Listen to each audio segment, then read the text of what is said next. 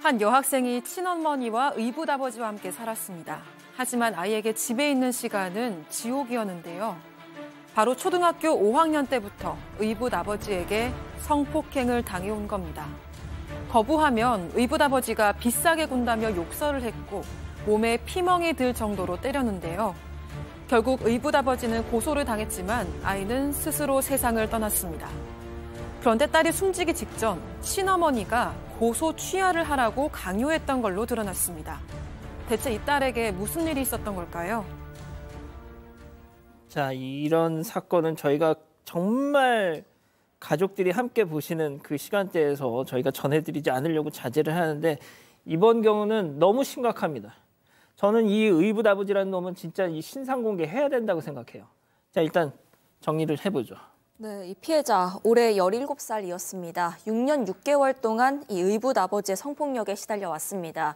이게 2016년도부터 시작이 됐는데요. 이 친모와 의붓아버지가 2016년부터 사실혼 관계에 들어갑니다. 그러면서 이 피해자가 당시엔 이들과 같이 살지 않았던 것 같습니다. 2주에 한 번씩 친모를 보러 갔다고 하는데 그때마다 의붓아버지로부터 성폭력에 노출이 됐습니다. 그러다가 2019년에 본격적으로 이 친모 의붓아버지와 같이 살게 됐습니다. 그 이후부터는 더더욱 노골적인 이 성폭행에 노출이 되게 됐습니다. 이 피해자인 딸에게 의붓딸에게 피임약까지 먹이면서 성폭행을 했다고 하고요. 이 거부하면 비싸게 군다면서 폭언을 하고 이 허벅지에 피멍이 들도록 때리기까지 했습니다. 이 외출을 금지했고요. 가족이랑 흩어져 살게 해주겠다 이렇게 협박까지 했다고 합니다. 이뿐만이 아니었죠? 네.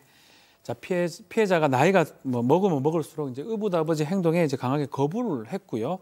그렇게 거부를 하니까 미성년자인 피해자 딸한테 술과 담배를 강제로 권했다고 합니다. 반발이 있을 때마다 강제로 술을 먹이고 그렇게 성폭행 같은 거 하니까 결국은 알코올 중독까지 왔다라고 하고 엄마랑 이제 계부랑 같이 이제 술을 같이 먹은 적이 있는데 그때도 사실은 성폭행했던 걸로 드러나서 견디다 못해서 친엄마한테 안 되겠다라고 얘기를 하니까 엄마는 무슨 소리 하느냐, 너 잠꼬대 하고 있는 거 아니냐라고 도움을 주지 않았다라고 합니다. 그래서 결국은 피해자 입장에서 친아버지한테 가가지고 올해 1월 달에 이 의붓아버지 계부를 성폭행 혐의로 고소를 합니다. 결국 피해자는 친부를 찾아가서 이 계부를 고소했어요. 자, 친모. 여기서부터 이제 정말 속이 뒤집어지실 겁니다. 체크포인트 짚어보죠. 저런 소리를 했다는 겁니다. 저 얘기를 친엄마라는 사람이 했다라는 게 충격적인 거죠. 뭐냐면 사실은 이 친엄마라는 사람이 알고 있었던 걸로 보인다라는 거예요. 왜냐하면 심지어 종용하다시피 했다는 거죠. 새아버지한테 애교도 부리고 비위도 좀 맞춰줘라 이런 식의 얘기를 했다라는 겁니다.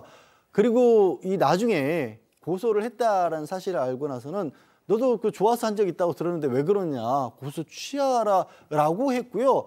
그런 일이 이어지고 나서 저는 이 부분이 더 이해가 안 가는데 이 친모가 본인의 SNS에 이렇게 사느니 내가 극단적 선택을 하고 싶다. 아니 지금 힘들어서 그런 생각을 하는 사람은 피해자지 왜 이게 뭐가 문제여서 본인이 힘들다라고 하는 거죠? 아, 교수님, 진짜 저는 친모라는 사람들 좀 신상공개 했으면 좋겠어요. 그래서 이런 경우에 이제 이 모정이라고 하는 이 본능과 그리고 이제 여자라고 하는 여자의 입장에서 보는 그 이기심이 충돌을 하는 겁니다. 이 본능과 이기심. 통상 이런 자기 친딸이 이런 상황에 놓여 있다라고 했을 때 친모가 두 가지 반응을 보여요. 첫째는 뭐냐면 이 문제를 제기하고 이혼을 하면서 사부 처리해달라. 이거 인간도 아니다. 이런 분이 있고 그렇죠. 또 어떤 경우는 문제를 은폐하고 그 책임을 피해자에게 돌리거나 그냥 대강 덮으려고 하는 이런 것이 있는데 그 이유는 이제 또 크게 두 가지로 나눠집니다. 하나는 뭐냐면 이 남성이 어떤 경제력이 있어서 거기에다가 뭔가 의지를 해서 넘어가려고 하는 것과 또 하나는 성적인 것을 추구를 해가지고 결혼 생활을 계속적으로 유지를 하려고 하는 그런 예도 있습니다. 그러니까 이 죄책감을 어떻게 보면은 정말 결정적인 피해자인 딸에게 저런 소리를 하는 것은 바로 이제 두 번째 해당이 되는 아주 전형적인 그런 유형이라고 볼 수 있겠습니다. 이 피해자 딸 올해 17살이었습니다. 고소하고서 새로운 삶을 꿈꿨는데 결국은 네, 극단 선택으로 현재 추정이 되는 상황입니다. 결국 숨졌는데요. 이 성폭력 상담소 진술이 남아 있습니다. 이런 얘기를 했다고 합니다. 가정의 평화가 나 때문에 깨졌다. 이렇게 자책하는 모습을 보였다고 하고요. 잠깐 그만두는가 싶었는데 자해 행위도 다시 시작을 했고 또 알코올 중독 증상도 심해졌다고 합니다. 결국 한 달 동안 병원 입원까지 하게 됐는데 지난 5월 퇴원 이틀 뒤에 숨진 채 발견이 됩니다. 이 친아버지에 따르면 당시 혈중 알코올 농도 수치가 0.28% 만취 상태였습니다. 이 숨진 그날은 의붓아버지가 기소된 지 일주일 만이었습니다. 극단 선택으로 추정이 되지만 다만 이 만취 상태였던 만큼 실족사였을 가능성도 언급이 되고 있는 상황입니다. 자, 17살 정말 꽃다운 나이에 친아버지한테 쓴 편지를 보면 말이죠. 아유, 진짜 너무 진짜 저도 준비하면서 봤는데 너무 슬프더라고요, 진짜.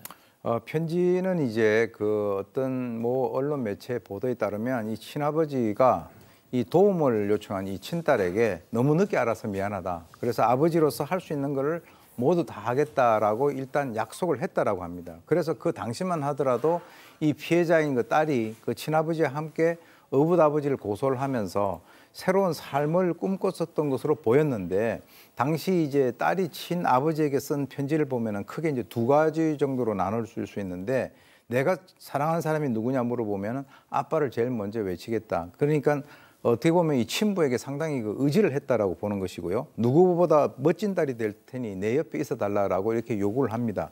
그러면서도 또 다른 편지에 보면 상처받을 말을 해서 미안하다. 혼자서 참아보려고 했는데 쌓이다 보니까 아버지하고 통화를 할 때마다 터진 것 같다라고 지치고 힘든 그 기색을 나타냈는데 실제로 추정컨대 아마 아버지에게는 아버지하고 엄마가 헤어지지만 않았다면 나에게 이런 엄청난 일이 발생되지 않았을 거 아니냐라고 이렇게 원망하는 그런 어떤 어떻게 보면은 애정의 어떤 그 심정이 있지 않았는가 이렇게 생각이 듭니다.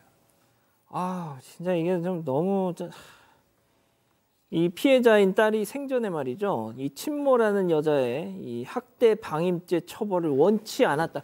끝까지 우리 엄마 감쌌다고 해요. 하지만 이 인간들 반성했을까요? 자, 이 개부라는 인간 징역 25년형 받고 바로 항소했습니다. 예, 친족 간의 성폭력 혐의입니다. 그렇기 때문에 중하게 처벌될 수밖에 없고요. 또 생을 달리했지 않았습니까? 피해자 죽음을 애도하는 차원에서 재판부가 징역 25년을 선고를 했는데 이 너무 형이 무겁다면서 이 개부는 항소를 한 상황이고 지금 재판이 진행 중인 그런 상황입니다. 야, 진짜 이 신상 공개할 수 있는 방법 이거 없을까요, 이거? 진짜. 혹시 이 사람들 관련해서 좀 아시는 분들이 있으면요, 저희한테 제보 좀 주세요. 저희 진짜 궁금합니다.